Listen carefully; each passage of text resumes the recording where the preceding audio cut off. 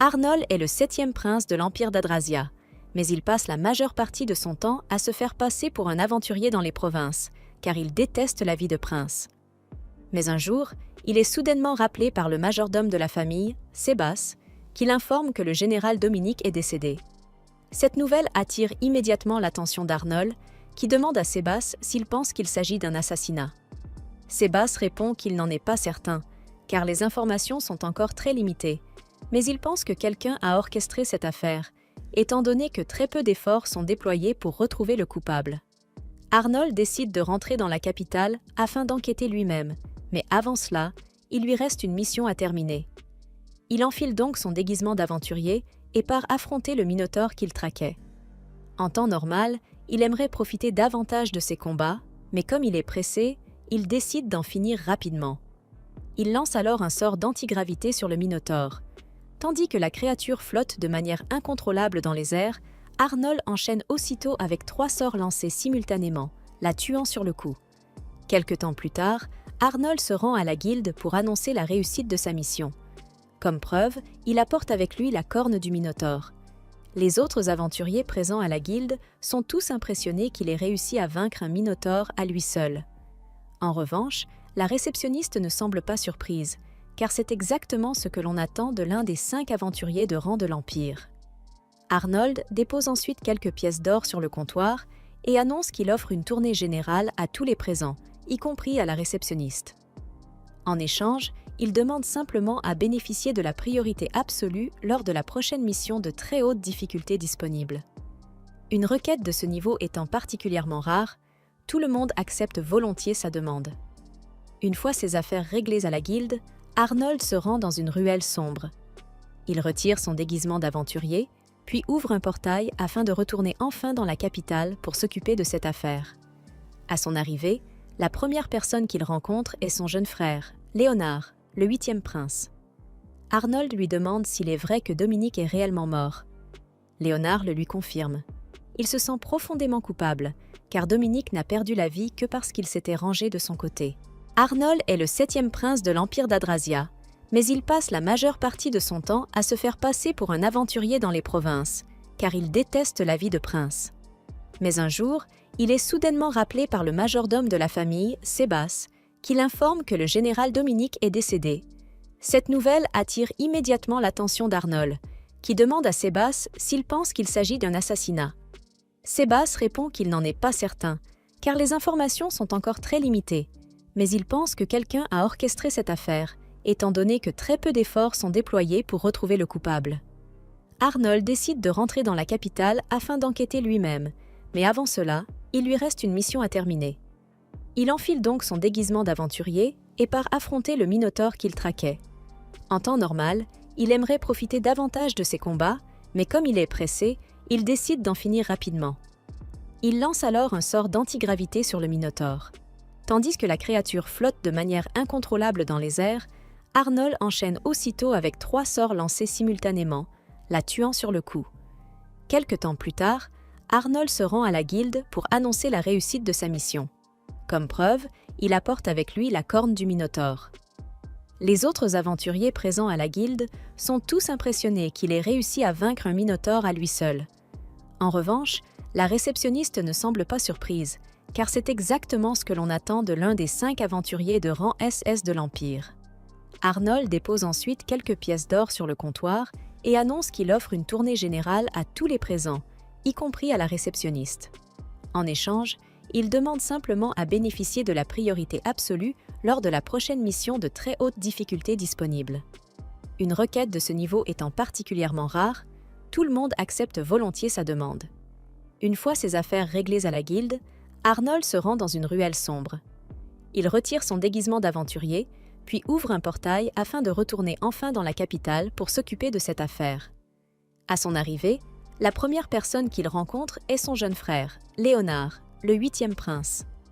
Arnold lui demande s'il est vrai que Dominique est réellement mort. Léonard le lui confirme.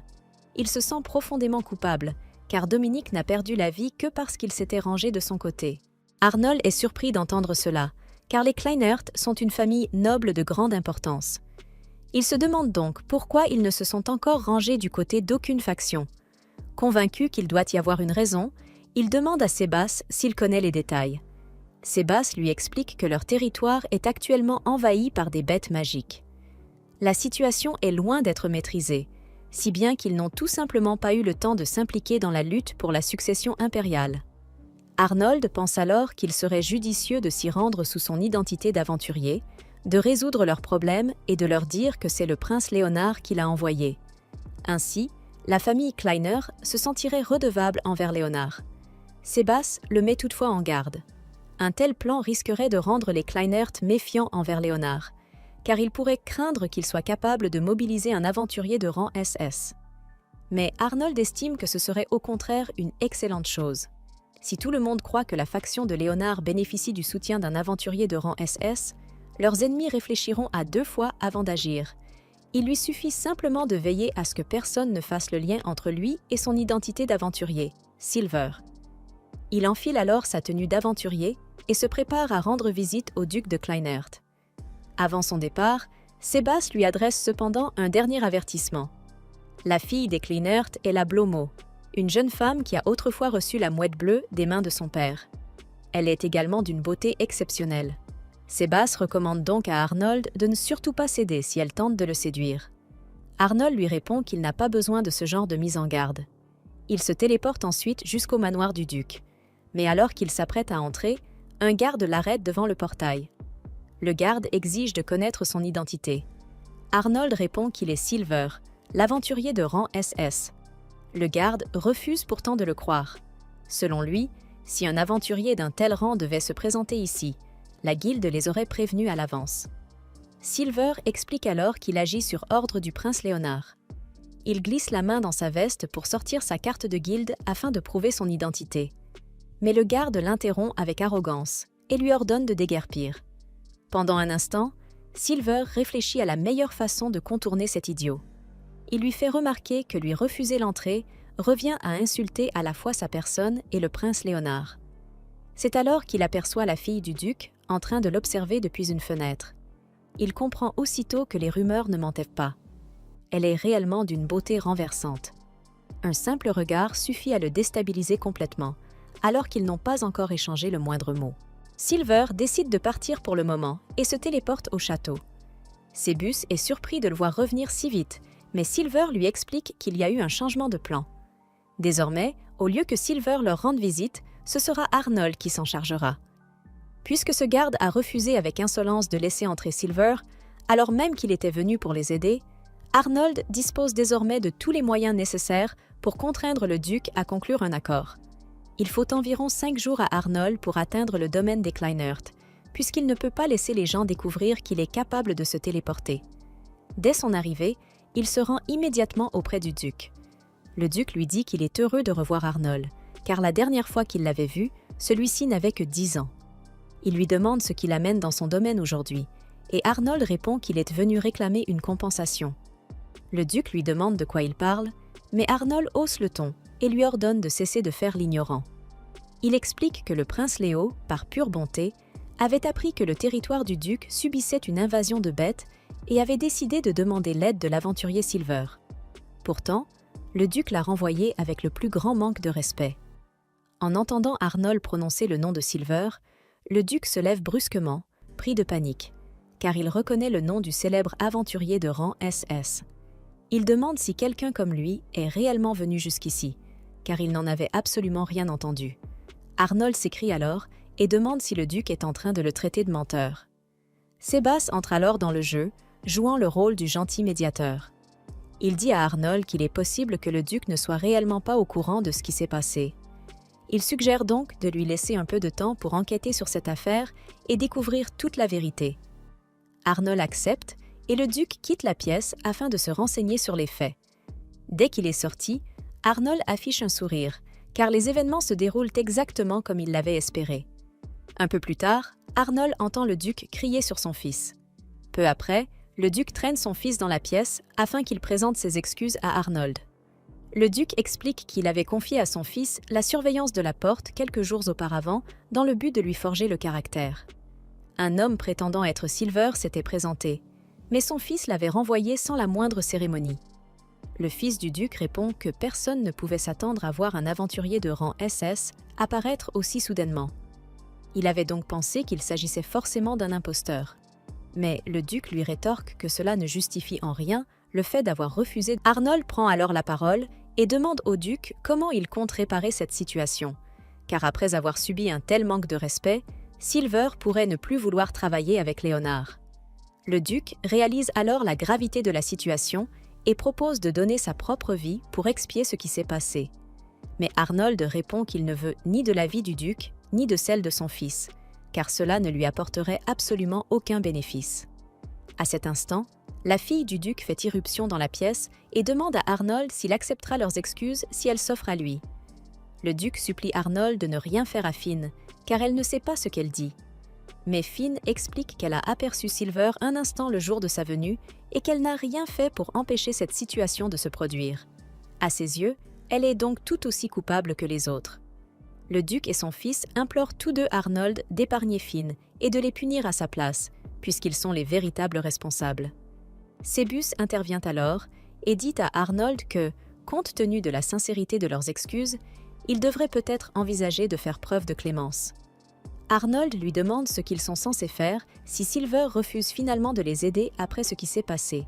Mais Sébus répond que Silver est un homme loyal et qu'il ne tournerait certainement pas le dos à Léonard pour un incident aussi mineur.